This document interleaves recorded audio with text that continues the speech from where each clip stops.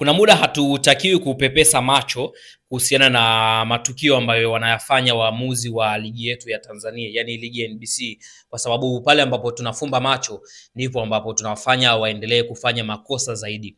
Lakini shirikisho la soka la Tanzania TFF nalo lilienda mbali zaidi, ambapo lilikuwa linaendelea kuwafungia baadhi ya waamuzi, kwa sababu mpaka sasa kuna timu ambazo zimeshacheza mechi 6, kuna nyingine zimecheza mechi 3 na kuna baadhi ya timu pia zimecheza mechi 4. Lakini hata baada ya michezo hii wapo waamuzi ambao tayari wameshafungiwa kuchezesha michezo ya ligi kuu, wapo ambao wamefungiwa kwa idadi kadhaa ya michezo, na wapo ambao wamesimamishwa moja kwa moja bila kupewa onyo lolote. Sasa ukiangalia katika mchezo wa jana kati ya Azam FC dhidi ya Namungo, mchezo ambao ulipigwa katika dimba la Majaliwa pale Ruangwa Lindi, huu ni mchezo ambao ulimalizika kwa sare ya bao 1-1 kati ya Tactician Juma Mgunda dhidi ya Flora Ibenge, ambapo mchezo ulimalizika kwa sare ya 1-1 licha ya timu hizo kushindwa kumaliza mchezo wakiwa na wachezaji wote 11, kwa sababu kabla ya kipindi cha kwanza wachezaji kutoka pande zote mbili walipewa kadi nyekundu,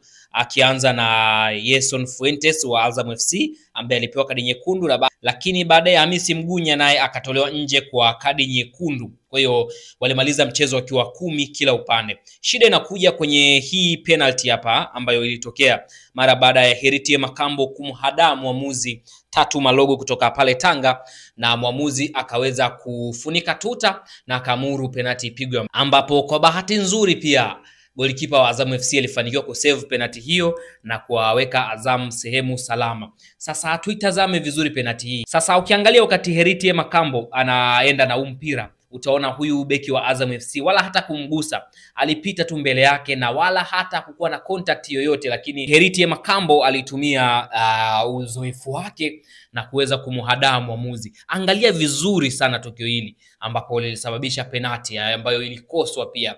Sasa hili ni tukio ambalo ukiangalia hata Line 1 ambaye alikwenda sambamba na tukio baada ya mwamuzi kupuliza filimbi na kuonesha kwamba hili ni tuta, Line 1 alitulia, wakati kulikuwa kuna access ya yeye kumuita mwamuzi na kuzungumza. Though alizungumza, lakini hata baada ya kujadiliana tukio likabaki pale pale kwamba ile ilikuwa ni penalty. Kwa hiyo hii inaonyesha kwamba hata mwamuzi mwenyewe pamoja na mshika kibendera hakuna ambaye alikuwa na maamuzi sahihi, kwa sababu waliitana wakajadili alafu wakasema basi ni tuta. Yani maamuzi yao yalikuwa sawa, maana kuwa kuitana kwao hakukubadilisha chochote kwenye huu mchezo.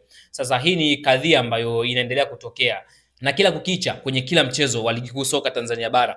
Ukisema uanze kufuatilia, basi uwezi kukosa makosa ambayo yanafanywa na waamuzi. Sasa tunakubaliana kwamba nao ni watu, ni binadamu kama sisi, hawajakamilika, wana makosa yao, lakini makosa yanapozidi unafanya ligi inakuwa inashuka hivi, kwa sababu morali ya wachezaji inashuka. Baadaye wachezaji wanakuwa wanacheza kwa hasira sana. Lakini ukiangalia tukio hili kwa upande wangu mimi, 100% nakataa kwamba ili alikuwa tuta, na uhakika baada ya hapa TFF watakaa chini na mwamuzi Tatu Malogo na kuweza kumonya kwa maneno au kumwandikia barua ya kumsimamisha kwa muda, kwa sababu yeye pamoja na mshika kibendera wake walishindwa kutafsiri vyema tukio hili la penalty, ambapo kama ingetokea Azam FC wakaweza kufungwa bao hilo la pili ambalo lilitokana na penalty ambayo haikuwa ya halali, basi Azam FC angekuwa katika sehemu mbaya zaidi, kwa sababu baada ya michezo mitatu angekuwa na alama 4. Sasa baada ya michezo hiyo ya jana, ukiangalia kwenye ligi kuu ya soka NBC, anaongoza Young Africans ambaye amecheza michezo 4, ana pointi 10. Nafasi ya pili ni Simba ambaye amecheza michezo 3, ana pointi 9. Nafasi ya tatu ni Pamba Jiji ambaye ana pointi 9 mara baada ya michezo 6. Nafasi ya 4 ni Mbeya City, pointi 8 mara baada ya michezo 6. Nafasi ya 5 ni Mashujaa naye pointi 8 baada ya michezo 6, lakini Singida Black Stars yuko nafasi ya 6 mara baada ya michezo yake 3 na alama zake 7.